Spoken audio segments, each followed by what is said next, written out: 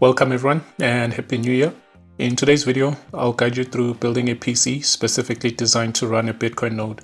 We'll cover everything from hardware selection to final setup, ensuring you can fully participate in the Bitcoin network with your own node to validate and relay transactions and maintain a complete copy of the Bitcoin blockchain. This is the first video of the series. Over the next couple of videos, I'll go over downloading and installing Bitcoin Core, which will enable the computer to operate as a Bitcoin node. Later in the series, we will explore how to query the blockchain once the node is fully set up and running. If you're new to the channel, please check out some of my other tutorials, and if you find this video and the series helpful, don't forget to leave a like or a comment.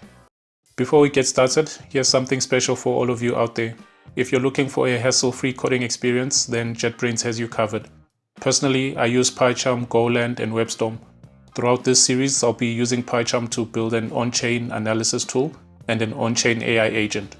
PyCharm comes with built-in support for virtual environments, intelligent code completion, and powerful debugging tools, so you can focus on writing great code instead of configuring your setup.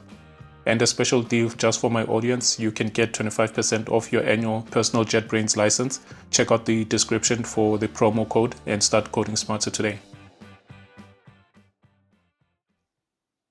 For my PC build, I've got the following components: a 12th gen Intel Core i5 processor with 6 cores and 12 threads, 32GB DDR4 memory, 2 sticks, 16GB each, a 4TB SSD for my primary drive, an NVIDIA RTX 3050 Stormx graphics card, and an MSI Pro B760M-E DDR4 motherboard, compatible with 12th, 13th, and 14th generation Intel processors. Though this hardware configuration exceeds what's needed for a single Bitcoin node, I'm setting up my PC to run multiple cryptocurrency nodes. For example, an Ethereum node by itself needs at least 2 TB of storage.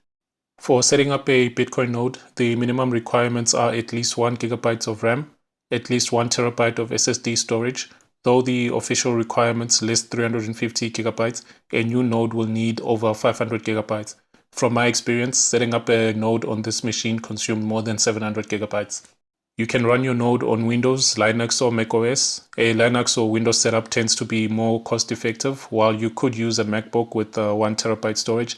It's quite expensive. Another option is setting up a node on an external SSD. A stable internet connection as well that can handle 5 GB of daily uploads and 500 MB of daily downloads. I'll begin by installing the power supply unit. Inside the case, there's a set of screws provided. These are intended for securing the motherboard and various components. To mount the power supply at the back of the case, I'll use 4 of these screws.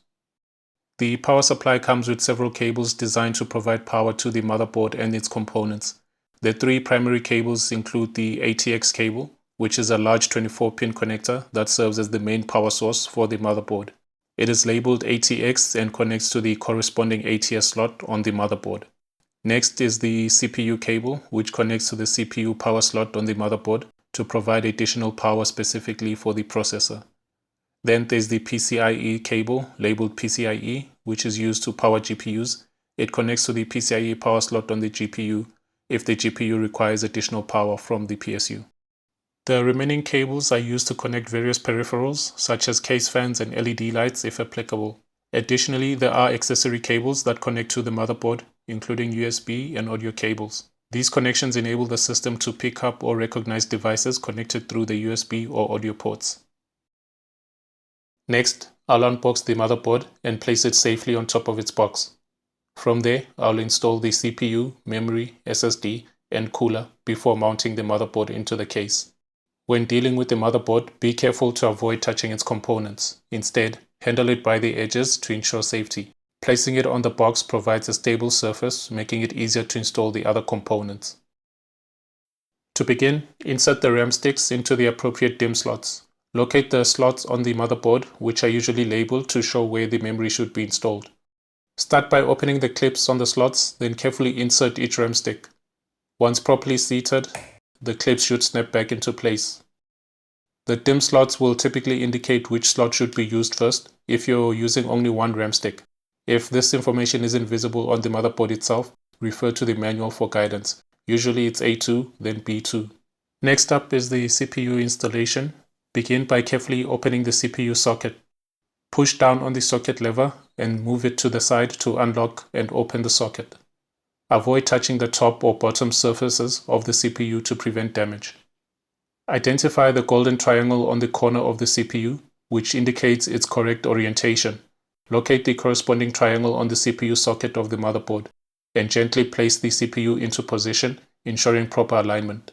Close the socket and the black cover should pop off, and then push the lever back in place. To install the SSD, locate the M.2 slot on the motherboard, which should be labeled M.2. Align the notch on the SSD with the M.2 slot, then carefully insert the SSD. Before proceeding, remove the protective cover from the thermal pad on the SSD cover and place the thermal pad over the drive. In the video, I initially skipped installing the standoff as shown in this diagram. I corrected this later, but it's important to screw in the standoff first before inserting and securing the SSD. Finally, gently press down on the free end of the SSD and secure it in place with the screw. Next, let's move on to installing the CPU cooler. Begin by checking for thermal paste on the underside of the cooler. If thermal paste is already applied, you can proceed. If not, apply a small amount of thermal paste to the surface of the CPU before installing the cooler. Remove the 4 screws surrounding the CPU socket as needed, then position and secure the cooler in place. Screw the cooler onto the CPU or push down the pins until they snap securely into place. After installing the essential components, I'll proceed to mount the motherboard using the screws provided. Before securing the motherboard, check whether your system requires motherboard standoffs before proceeding with the installation, similar to those used for the SSD installation. Ensure any necessary standoffs are installed to provide proper spacing between the motherboard and the case, preventing any potential damage or short circuits. The final component I'll install is the graphics card. I chose to add this after mounting the motherboard to avoid it obstructing access while securing the motherboard in place. The graphics card should be installed in the PCIe slot, typically located next to the M.2 slot and labeled PCIe. Begin by opening the clip on the PCIe slot, then carefully insert the graphics card until the clip snaps back into place, securing it. With all the components installed, I'll reattach the case cover, connect the machine to a power source and power it on. And there it is. Before proceeding with the next tutorial, I've installed Ubuntu on my machine. I downloaded the Ubuntu ISO file from the official website using Etcher to create a bootable USB drive and connected it to my machine during startup. The Ubuntu operating system installation then ran automatically.